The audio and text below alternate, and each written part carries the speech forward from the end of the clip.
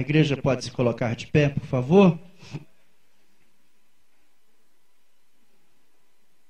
Nós vamos ler.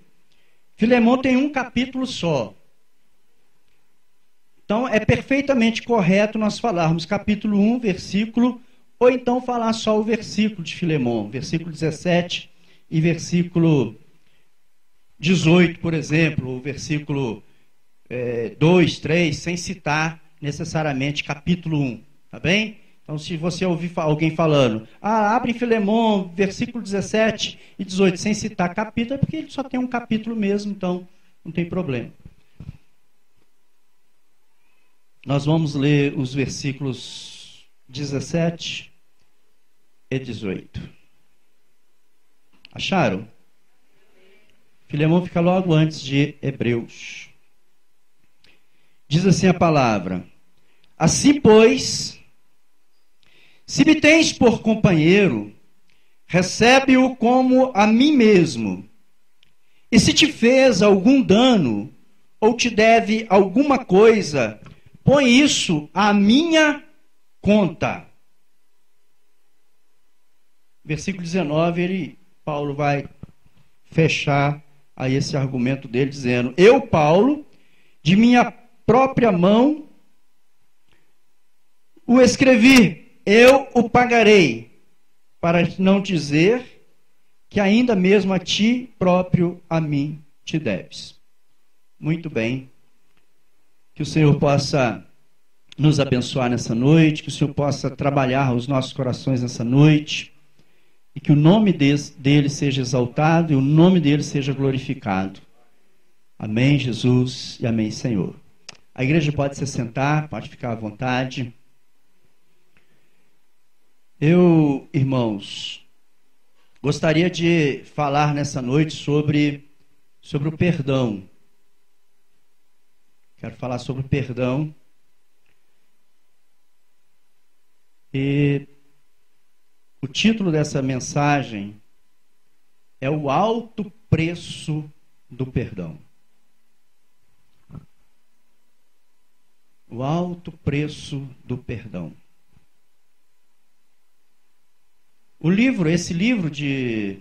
Essa carta, melhor dizendo, de Filemão, ela foi escrita pelo apóstolo Paulo, e ele escreve para esta pessoa que se chama Filemão, pelo que a própria Bíblia, em outros livros, demonstra. Esse homem, Filemão, era um senhor de escravos, ele tinha posses, era um homem rico, e tinha escravos, e por incrível que pareça, Paulo está escrevendo para ele por causa de um escravo de Filemão que tinha fugido, tinha saído da casa, né, de Filemão, escondido, sem avisar, fugiu mesmo.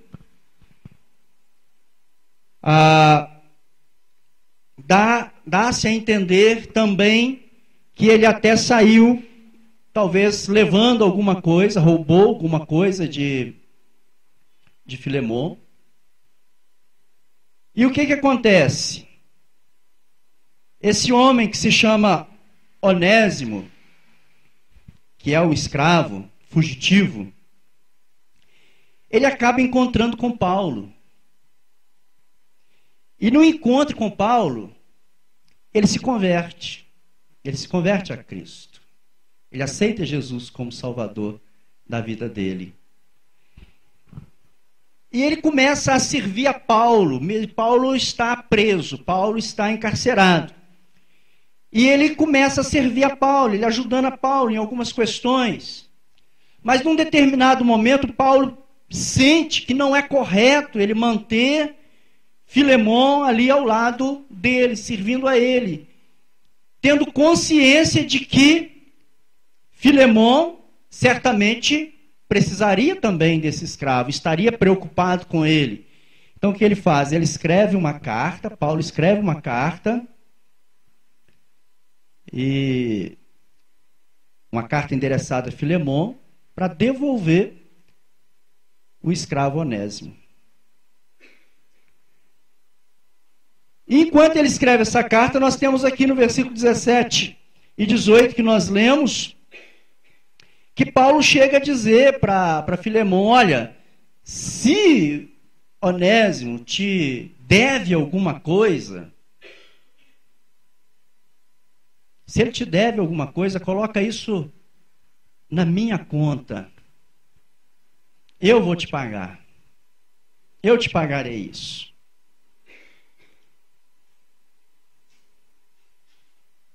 E aí vem uma pergunta, que durante um tempo que eu li essa carta, essa pergunta não queria calar. A pergunta é a seguinte: o perdão tem preço? Tanto Jesus na oração do Pai Nosso, quanto Paulo nessa carta a Filemão, deixam transparecer que existe um preço a ser pago pelo perdão. Para responder essa pergunta, primeiro nós precisamos entender o que é o perdão. Às vezes se fala tanto de perdão e tem gente que não sabe o que é o perdão. Tem gente que acha que o perdão é um sentimento. O perdão não é um sentimento. Se perdoar fosse um sentimento, seria até fácil, né? A gente estimularia esse sentimento, trabalharia esse sentimento, e a gente daria o perdão. Da mesma forma que o amor. Tem muita gente também que pensa que o amor é um sentimento. O amor também não é um sentimento. O amor e o perdão, na realidade, são atitudes que nós devemos tomar, né? O amor e o perdão, ele é construído, ele é trabalhado, é um aprendizado. Nós aprendemos a perdoar, nós aprendemos a amar. Sentimentos, quando nós falamos de sentimento, nós estamos falando de alegria, tristeza, dor, mágoa. Isso é sentimento. Então, muitas das vezes você identifica o ato, a questão do perdão relacionada ao sentimento, mas a esses sentimentos provocados pela ofensa que alguém trouxe a você. Então você associa mágoa, raiva, ódio, né, tristeza, você coloca isso tudo dentro de um pacote quando você pensa em perdão. Então as pessoas acham que perdoar é um sentimento. Não é. Na realidade é um aprendizado, é uma atitude, é uma ação que você tem que tomar. Entendeu? É algo que você tem que agir.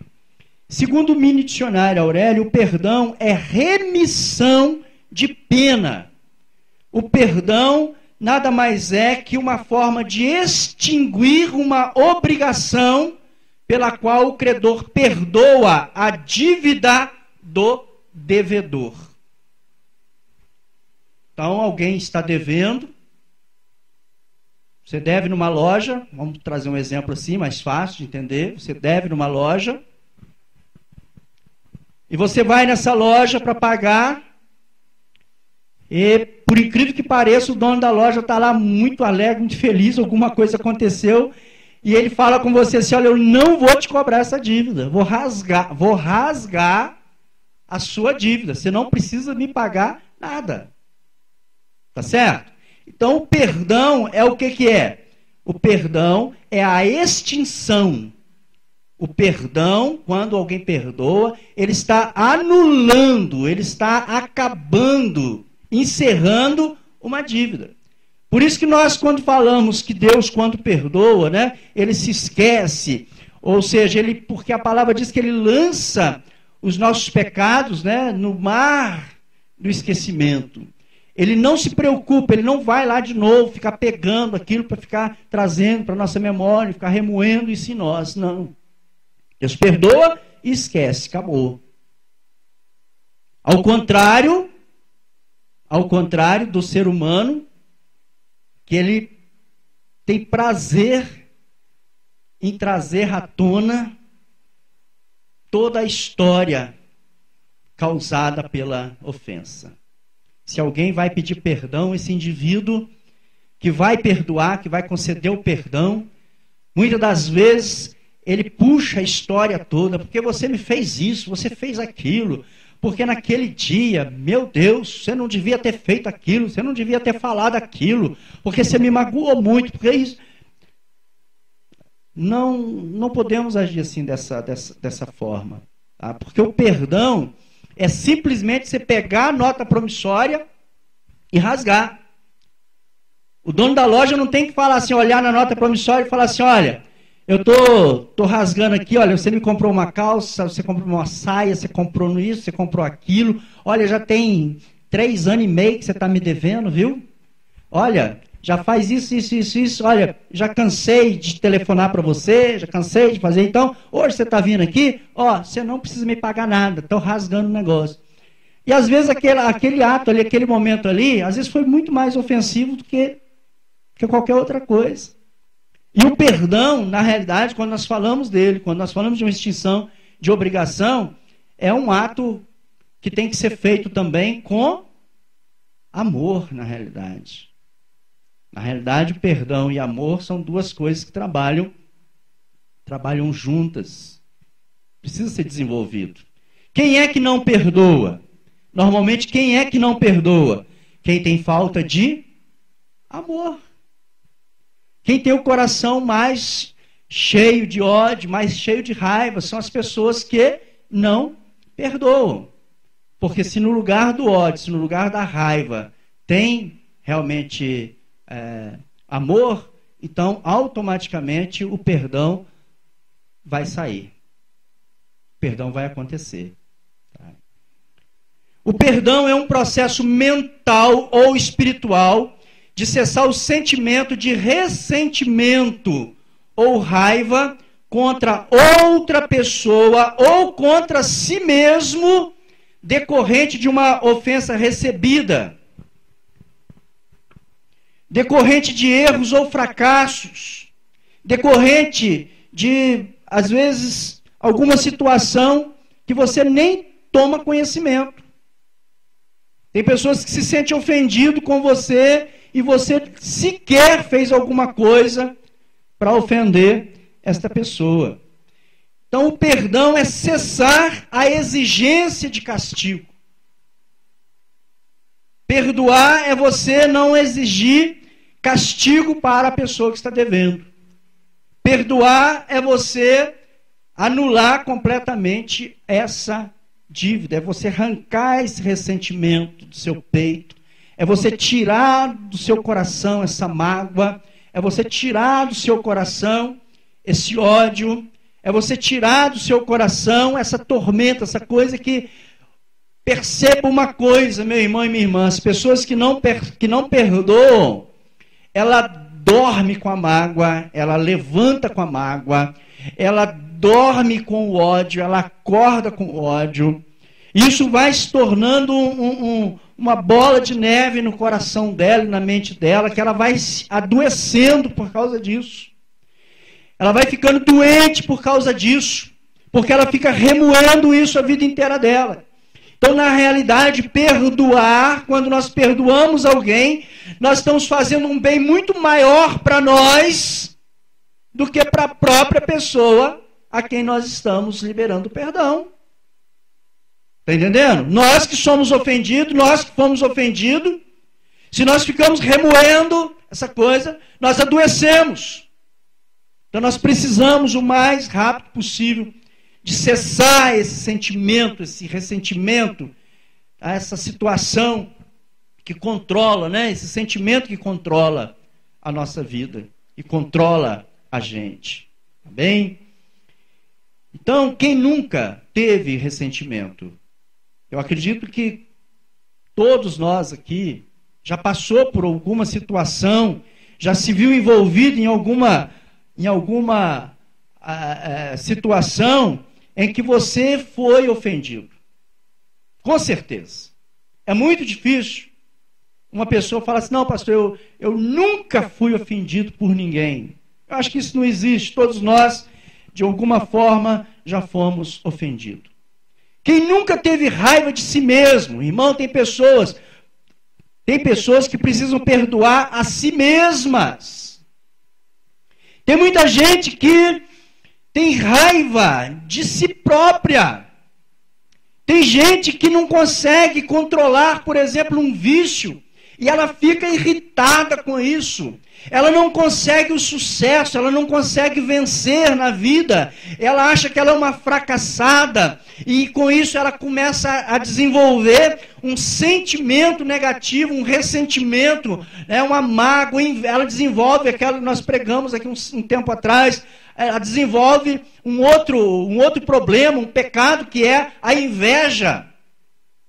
Quando ela mesma não consegue alcançar maturidade suficiente para vencer as dificuldades do dia a dia, para vencer um problema, ela mesma fica magoada contra ela mesma. E essas pessoas também precisam se perdoar. Talvez nessa noite você precisa perdoar você mesmo.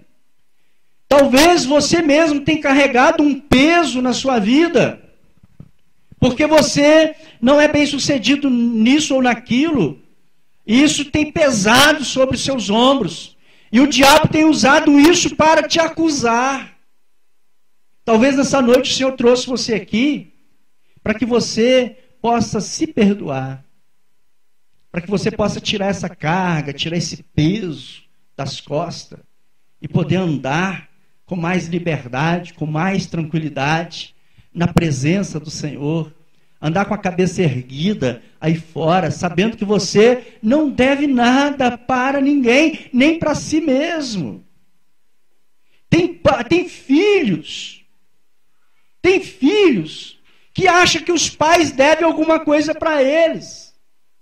Tem filhos que às vezes não conseguem estudar, não conseguem um bom trabalho, uma coisa, e culpam os pais, como se os pais estivessem, devendo para eles isso, e não deve. Os pais não devem nada para você. Seu pai não te deve nada, sua mãe não te deve nada, seus avós, seus parentes te devem nada.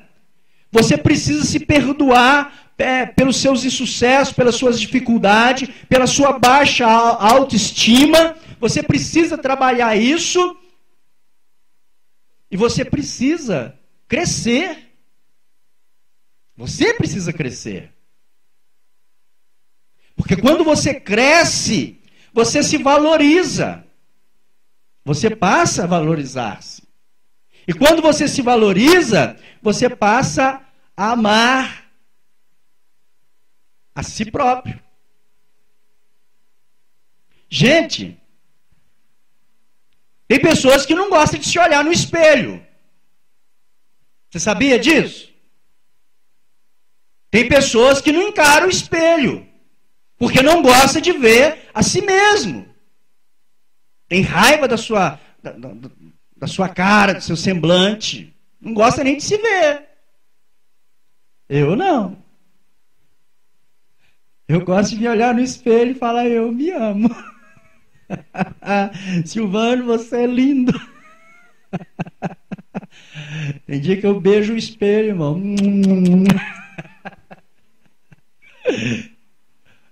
Hein? Mas eu me amo. Você não sabia, não? Porque eu faço isso sozinho lá no meu espelho, porque eu tenho que me amar. Eu tenho que me amar, eu tenho que gostar de mim. Irmão, tem pessoas que... porque... Outro dia eu estava lá com a Taniana, com a Taniana comigo, não sei o que eu falei de uma foto, falei assim, o nariz chegou primeiro. Ela falou: pai, você tem algum problema com o nariz? Eu falei: não, de jeito nenhum. De jeito nenhum. Se eu tivesse dinheiro, eu faria uma plástica no nariz? Faria, não. Deus me fez assim, narigudo, eu quero continuar assim. Eu só não posso tirar muita foto de perfil, porque realmente fica maior. Mas eu tiro de frente que diminui. Tá entendendo? Mas eu me amo desse jeito. Tá entendendo? Tem gente, não, porque meu pé é muito feio, que não sei o quê. Nem anda de sandalinha, porque só tem raiva do pé, se odeia, tem essas coisas. É frustrado, pessoa frustrada, pessoa que não se ama. Pessoa que não se valoriza. Pessoa que precisa se perdoar. Porque na realidade você está com raiva de você mesmo. Você está com raiva do jeito que você é. Você tem raiva do jeito que Deus te fez.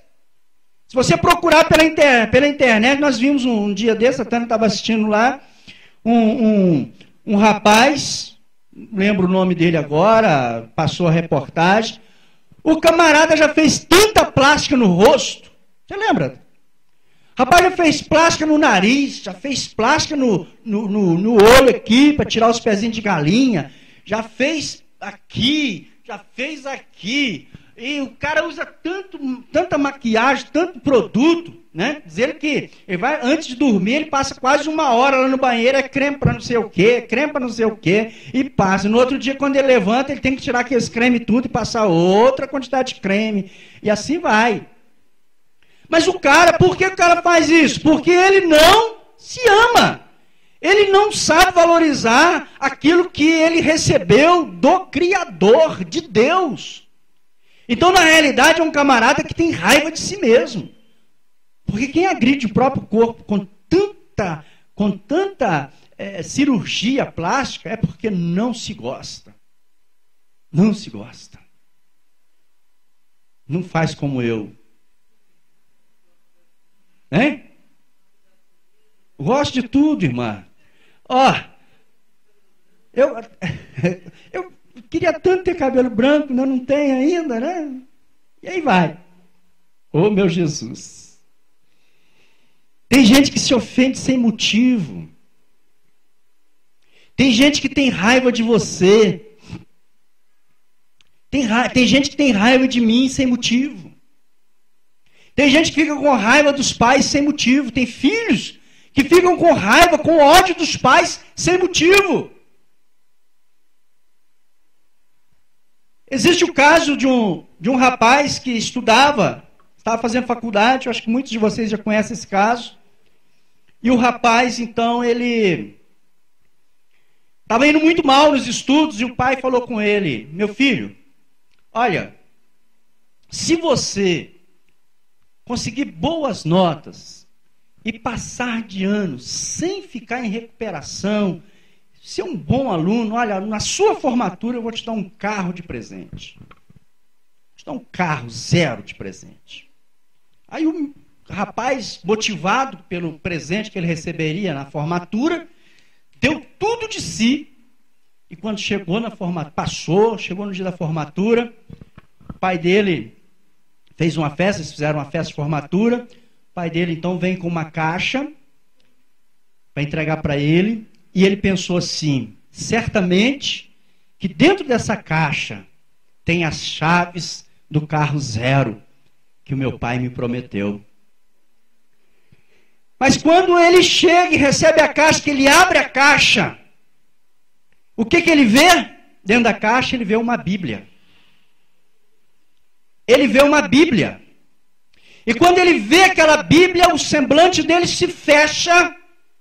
Ele fica com raiva do pai dele. E ele pega aquele presente com brutalidade, joga num canto lá da sala, da casa dele. Sai sem dar uma palavra sequer com o pai dele. Sai de casa. Vai trabalhar, vai tentar vencer na vida, mas com raiva do pai. O pai, não sabendo o que tinha acontecido, tentou de toda maneira fazer contato com o filho, conversar com o filho, ele sempre evitando esse pai. Passou a vida dele, chegou a ficar bem financeiramente, né, alcançou o sucesso pela vontade dele, comprou o melhor carro que ele quis comprar, ele comprou. E o pai, triste de ter visto aquele filho, ter abandonado ele sem motivo aparente, morre. E esse filho no enterro do pai, também agora triste, porque viu que a oportunidade, ele não teria mais de conversar com o pai dele. A mãe então vem, pega aquela caixa, com aquela Bíblia que o pai tinha dado de presente, e logo depois do enterro entrega para o menino, para o jovem. Ele pega aquela caixa, vai para casa dele, e lá triste, lembrando do pai, começa a se lembrar do dia da formatura, pensa na tristeza que ele causou ao pai dele, e ele pega aquela caixa, abre, tira aquela Bíblia, ele abre a Bíblia, e quando ele abre a Bíblia, tinha um cheque dentro da Bíblia e um bilhete. Meu filho, parabéns. Você mereceu o presente que eu estou te dando. Aqui está o cheque para você comprar o carro que você quiser, na sua escolha, do jeito que você preferir. Mas aqui também está a Bíblia, que é por ela que você deve se guiar, nortear sua vida, viver com honestidade. O carro pode ser importante para você, mas a palavra de Deus tem que ter prioridade na sua vida. Quando esse jovem viu isso, as lágrimas desceram e ele não conseguia se conter por ter se precipitado naquele dia e passou a vida inteira dele sem perdoar o pai, que imerecidamente, né, teve afastado o filho de si. Vocês estão entendendo, gente, como que uma pessoa às vezes precisa se perdoar, precisa conceder a outra a chance também do perdão, a chance da reconciliação. E às vezes nós fechamos isso, nós impedimos isso. Às vezes você nem foi ofendido porque a outra pessoa queria te ofender. Mas às vezes você se sentiu ofendido e nunca mais você conversa com a pessoa. Você viu? Cheguei lá na festa, ele nem deu bola para mim. Entrei na igreja, você viu? Ele cumprimentou todo mundo do lado direito. Do lado esquerdo ele não me cumprimentou. Estava sentado do lado esquerdo, não me cumprimentou. Será que é porque o pessoal do lado que estava lá do lado direito estava mais bem arrumado, estava isso, estava aquilo? Fica com raiva. Cria um ressentimento, cria uma mágoa e às vezes não te perdoa. Pessoas às vezes saem da igreja, irmão. Quando chega e tal, a gente fala, entra pela porta. E às vezes tem pessoas, não é o caso do Alexandre, porque o Alexandre veio conversar comigo, tá? Então não estou me referindo a você porque você está aqui nessa noite, não. Mas tem pessoas que vêm, a gente recebe, a gente chega aqui, anuncia a pessoa. Mas o dia, por qualquer motivo que a gente desconhece, às vezes nem é a gente. Alguma coisa acontece, essa pessoa simplesmente vai embora. E não dá nenhuma satisfação e fica com raiva da igreja, fica com raiva da gente. E a gente pergunta o que essa pessoa não fala. Está entendendo?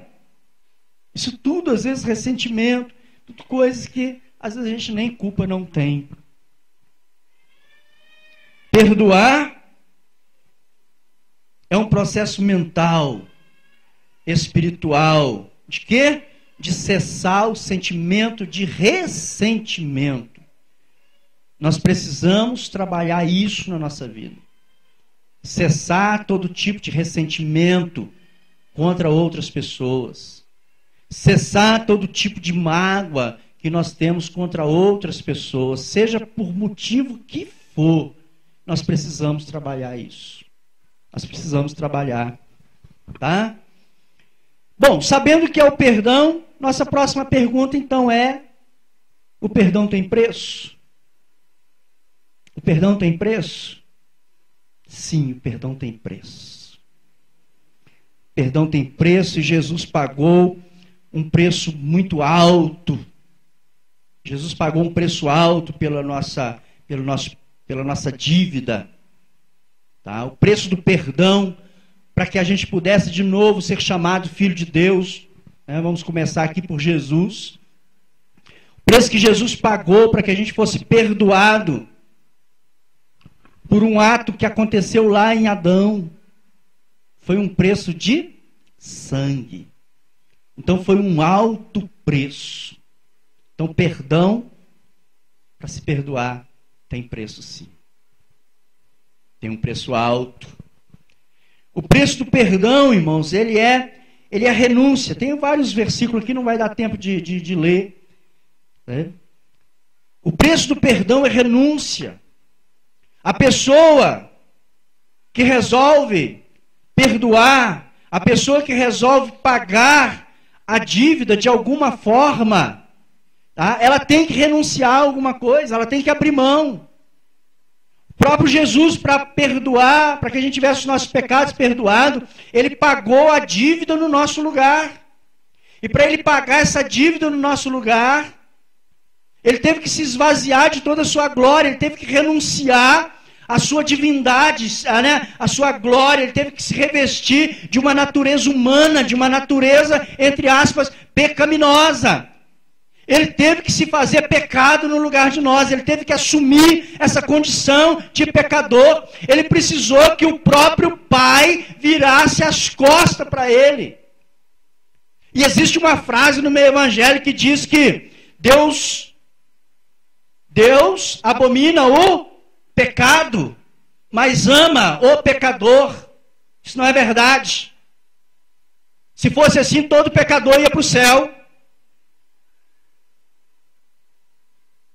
Se fosse assim, todo pecador morrer ia para o céu, porque Deus abomina o pecado e ama o pecador. Ele é pecador, então Deus o ama, ele vai para o céu. Não vai.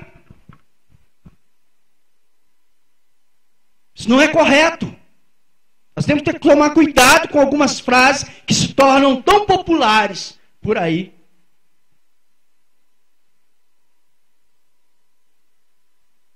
Deus ama o pecador arrependido. Deus abomina o pecado e ama o pecador arrependido. Se eu me arrependo do meu pecado, se eu me coloco diante de Deus, aceito que Jesus pagou um preço, que pagou essa dívida por mim, que eu entendo que Jesus então fez uma renúncia em meu lugar, pagou a minha dívida, pegou a minha nota promissória, pegou o que eu devia e pagou para mim, pagou tudo que eu devia. Se eu aceito isso, e eu me arrependo da vida que eu tinha, da maneira que eu vivia, então sim, Deus me ama. Deus me ama. Mas se eu morrer no pecado, eu vou para o inferno. E todas as pessoas que morrerem no pecado, como pecadores, vão para o inferno. Não tem jeito. Nós precisamos pensar nisso. E pensar bastante. Paulo se propõe a pagar a dívida de Onésimo. Nós lemos aí no versículo 17, versículo 18. Assim, pois, se me tens por companheiro, recebe-o como a mim mesmo. E se ele te fez algum dano ou te deve alguma coisa, por isso a minha conta, eu vou te pagar, eu pago a dívida dele. Aqui nós temos Paulo como um tipo também de Jesus, né? Ele fazendo aqui também essa posição, se colocando na brecha por alguém, pagando o preço por alguém. Ele resolve defender Onésimo de uma tal maneira. Filemão aqui a gente tem ele como uma figura de Deus. Paulo como a figura de Cristo. E Onésimo como a figura de pecador, como cada um de nós, como pecadores. E aí Paulo intercede por ele, como Jesus intercede por mim, como Jesus intercede por você lá no céu junto ao Pai. Quando a gente resolve arrepender do nosso pecado, quando a gente muda o nosso estilo de vida, a nossa maneira de viver, o próprio Jesus fala com o Pai: Pai, eu paguei a dívida dele, Pai. Pai, não existe mais dívida nenhuma para ele, Pai. Esquece. Está entendendo? Esquece. Então Paulo vem aqui nesse momento, ele vem dizer para Filemão: Filemão, se ele te deve alguma coisa, coloque na minha conta. E você percebe no versículo depois que ele fala assim: olha, aliás, você me deve. Ou seja, Paulo está dizendo assim: eu já paguei para você o preço. Quando Jesus fala com Deus, ele fala: eu já paguei o preço. Meu Pai, eu não devo, o Senhor é que me deve. Porque eu já paguei, já tá quites. Meu Deus, essa vida está justificada, essa vida está agora regenerada, essa vida está agora salva, livre desse pecado, livre desse jugo, livre desse problema.